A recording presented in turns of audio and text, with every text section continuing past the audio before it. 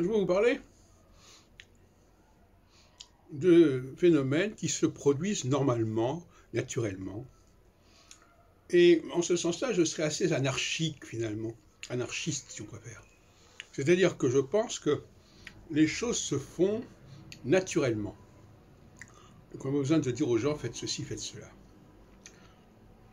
Par exemple, je vais dans un restaurant où j'ai remarqué qu'à certaines heures, il y avait surtout des hommes, à d'autres heures, il y avait surtout des femmes.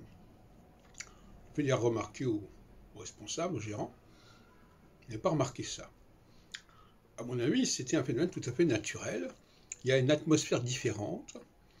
Les gens ne se sentent pas de la même façon dans les deux cas.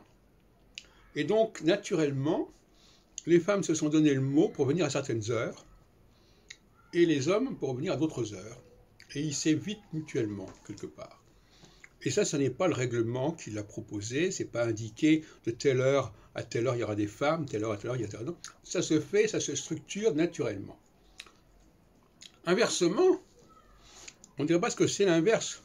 Lorsqu'il y a une diversité au sein d'un groupe, il y a quelque chose d'artificiel.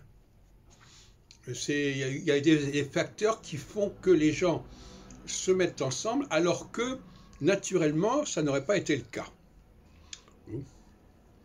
Donc je dirais que la mixité a quelque chose d'artificiel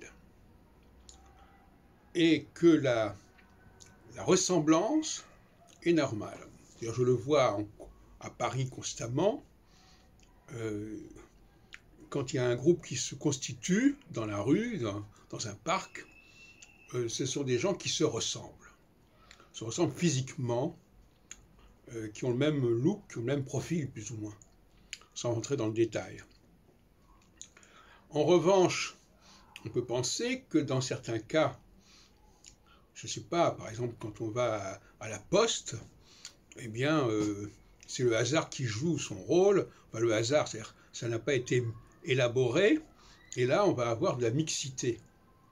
Mais laisser les choses se faire par elles-mêmes et naturellement et spontanément, et vous verrez qu'il n'y aura pas de mixité.